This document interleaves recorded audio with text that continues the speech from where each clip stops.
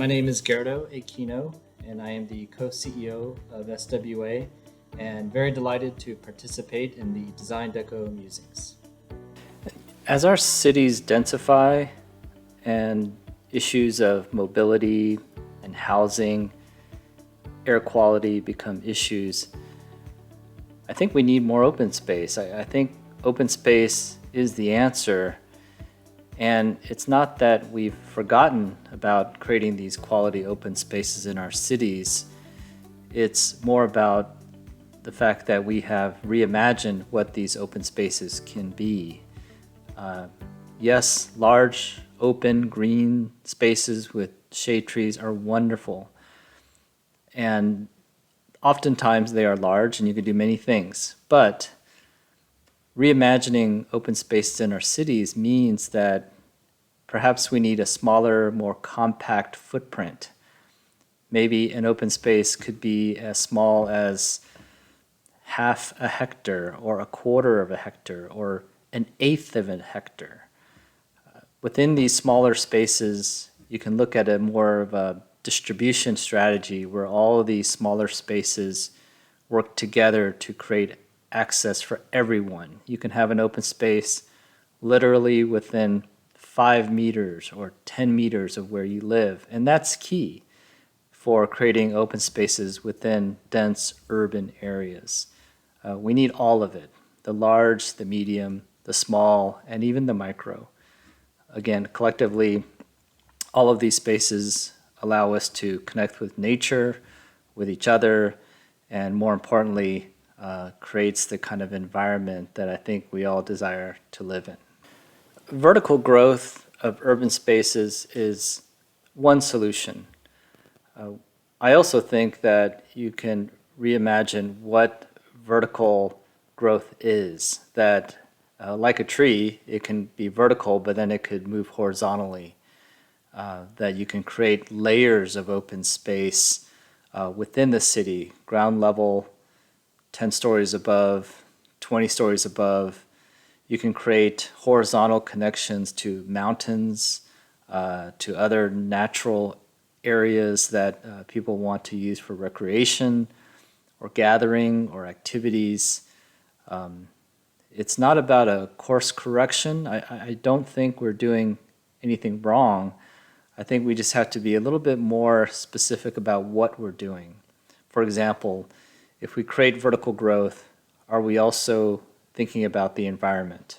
Are we improving air quality as we go up? Are we improving mobility as we go up?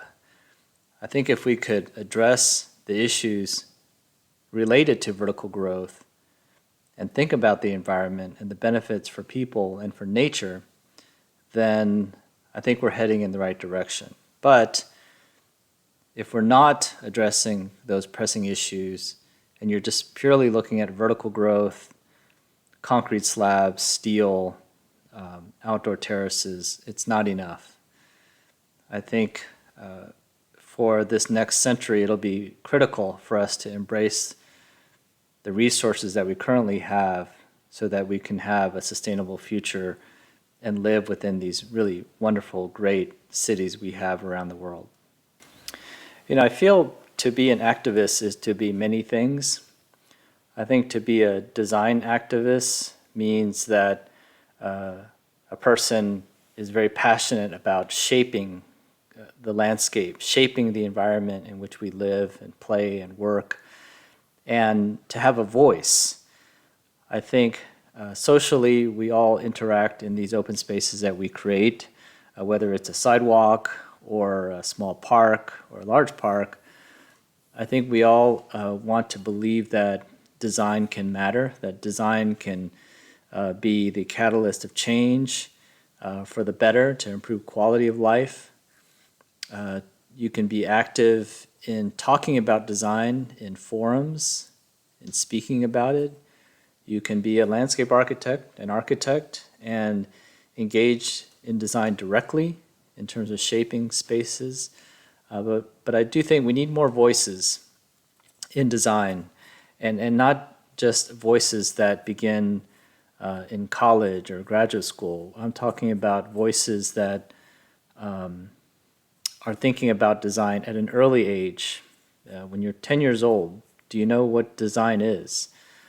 Can design be a part of education at a very young age?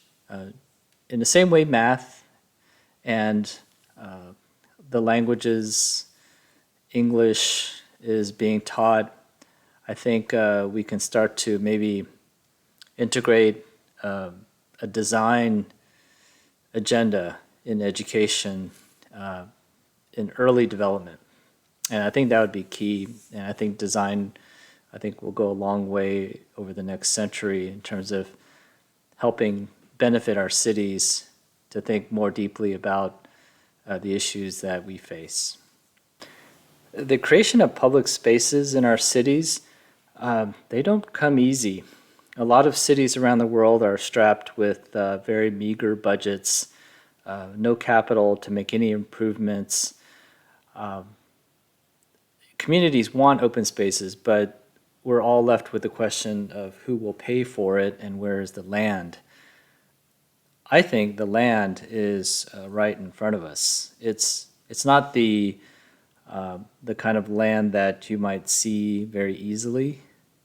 In my mind, the land that cities have available to them are the leftover spaces, the railway right-of-ways, the excessive street right-of-ways, leftover triangular spaces from freeway interchanges, the spaces in and around power lines, excessive building setbacks also within the right-of-way.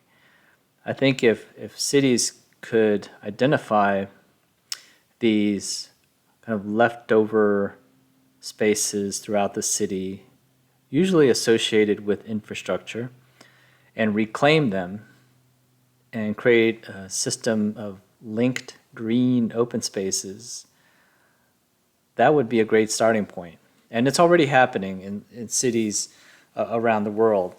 So then the next question is, once you've identified these spaces, how do you pay for them? And there are a lot of mechanisms today for mayors and city council to think about a strategy to finance and pay for these open spaces to benefit their communities. And that's a forum that is happening all around the world, whether it's incentivized taxes, or it's self-imposed taxes, or if it's money tied to environmental strategies to improve air quality, or it's redoing infrastructure while at the same time including open space as a part of the solution. There are creative ways that these public spaces could be paid for, and it takes all of us to make these public spaces happen because they are important. And again, as our cities densify, we have less and less of these opportunities to identify and create and implement open spaces. There are many great examples where public and private ownership of land creates wonderful open spaces for people and for nature. And I use both public and private because it's that partnership that oftentimes creates pretty amazing spaces where it's not just an open space, just a simple park, but there are other components to it. Maybe there's a mixed-use development associated with the open space, or maybe there's a residential component associated with the open space, or maybe there's a metro station associated with the open space. When you take the interests of private sector with the public sector, I think you end up with a very dynamic result in the open space design. And at our firm, at SWA, we've had the the honor of working on some very dynamic public-private developments throughout the U.S. And around the world. And these projects are often are set within very complex environments. Some of the examples you can see on our website. I could probably note maybe 3 of them and on the top of my head. Number 1 would be our project in New York, recent project from SWA Balsley, and it's called Hunters Point South. It's a dynamic waterfront that deals with issues of resiliency, but also open space, access to open space, recreation, and that being the public component. The private component is the land immediately adjacent to the waterfront that will benefit directly with that association through the creation of housing, restaurants, mixed use, office. That's a really wonderful example. Another example would be the Culver Steps and Main Plaza in Culver City, California, here in Los Angeles. And that's an example where the city identified an area within their core, within the center of their city, where they wanted to create their main plaza. It didn't really exist until this project was realized. And it wasn't just an open plaza. It was creative in the sense that it also included the integration of an existing historic hotel on one side and a really wonderful mixed-use project on the other corner with yet another kind of Hollywood studio on the other end. And when you have these different programs kind of surrounding that open space, you create really dynamic movement of people and activity and activation. It's become a real focus for the city of Culver City and its residents and visitors. Really wonderful project. Also an SWA project. I would say the third example of a good or a great private-public partnership would be our project in Houston, Texas. It's called the Buffalo Bayou out of our SWA Houston office. And that project has been in the planning and design and implementation phases for over 15, 20 years. And that project looked at an existing waterway that ran through the downtown area of Houston. It was a neglected waterway.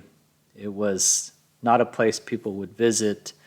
And it would always be eroded very seriously during the major floods.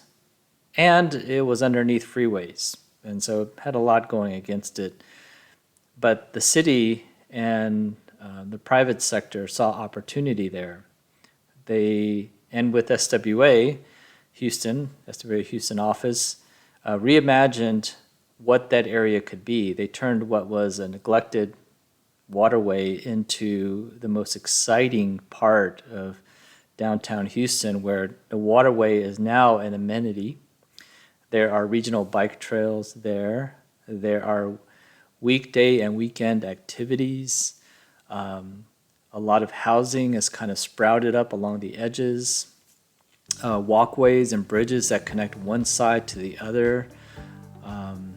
I think it's become one of the top 10 destinations and things to do in Houston. So there are a lot of really great benefits of that kind of partnership. And so you look at those 3, New York with the waterfront project, Los Angeles with the Plaza project, and then you got Houston with kind of a natural systems project. Those are 3 very wonderful SWA examples, each done by a different office of SWA. The New York project done by our New York office, the Culver Steps project in Los Angeles by our Los Angeles office, and the Buffalo Bayou in Houston by our Houston office. And that's really an example of not only diversity of our work, but how us as a firm share a similar design ethos when it comes to addressing the public realm and the benefits of a really great designed public realm for the communities that are linked directly to them.